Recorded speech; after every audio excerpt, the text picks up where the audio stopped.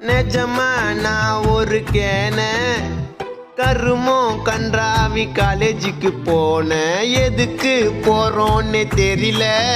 அங்க நடத்துறது எனக்கு ஒண்ணுமே புரியல ஊரை சுத்தின ஓவரா அதனால இத்தனை அரியரா வேஸ்டா போச்சு கெரியரு